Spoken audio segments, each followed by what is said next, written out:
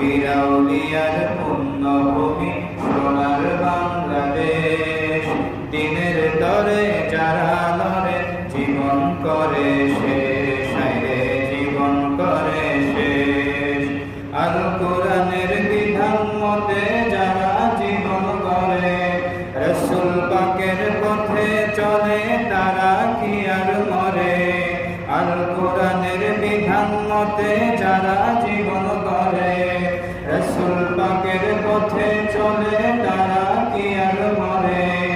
তারাই হলো খাঁটি ওলি, নেই তো দ্বিধারে।